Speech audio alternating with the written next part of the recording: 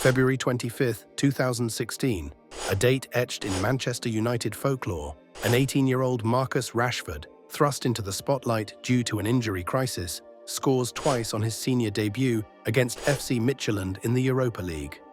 3 days later, he repeated this feat against Arsenal in the Premier League, becoming the third youngest scorer in the club's league history.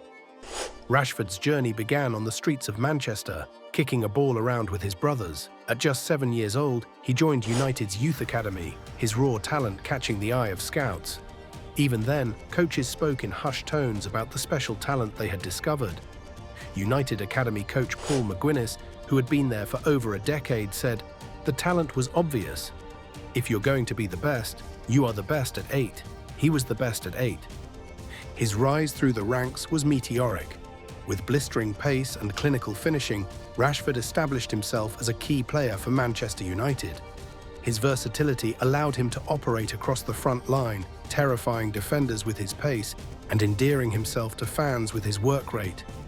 By the end of the 2018-19 season, he had cemented himself as one of Europe's brightest young talents. But it wasn't just on the pitch where Rashford excelled. The beginning of the end. Then came the Euro 2020 final against Italy. Rashford stepped up to take a penalty, the hopes of an entire nation resting on his shoulders. His shot struck the post, and with it, England's chances of ending 55 years of hurt disappeared. What followed was a dark chapter in English football history. Within minutes of the final whistle, Rashford's social media accounts were flooded with racial abuse. A mural of him in his hometown was defaced. The psychological impact of such a public failure, compounded by racist abuse, took its toll. The same parents who were once adoring him as a hero were likely the same that were abusing him on social media. The 2022-23 season showed a glimmer of hope. Rashford scored an impressive 30 goals across all competitions, seemingly at the peak of his powers. Fresh off this stellar campaign, he signed a new 5-year contract with United worth a reported £325,000 per week in July 2023. But this resurgence was short-lived.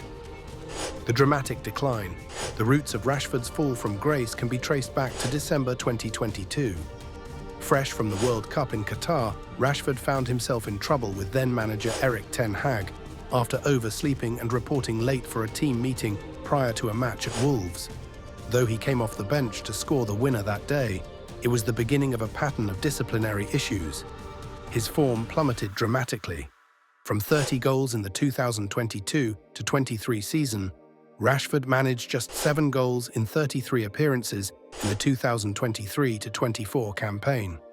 His average goals per 90 minutes dropped from an impressive 0.63 to a meager 0.2. The notorious nightclub incident in Belfast, where Rashford missed training due to a reported illness, only to be spotted partying, drew sharp criticism from Ten Hag and the United fanbase. Former United midfielder Nicky Butt didn't mince words, stating that Rashford looked unhappy and wasn't working hard enough. If you're being paid £325,000, your focus should be on your football rather than making excuses to play less of it. What went wrong? So what exactly caused such a dramatic downfall? The answer is multifaceted. First, physical issues played a significant role. Under Ole Gunnar Solskjaer, Rashford played through back and shoulder injuries.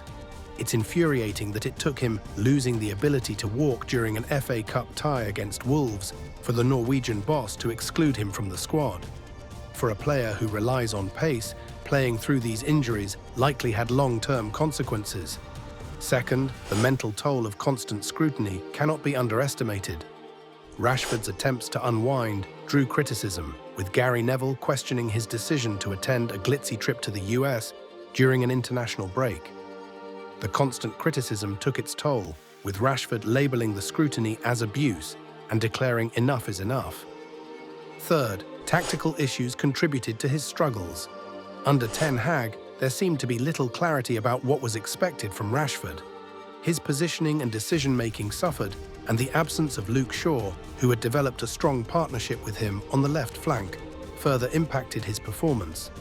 The final chapter at United. Enter Ruben Amorim in late 2024. The new manager's disciplinary approach clashed with Rashford immediately.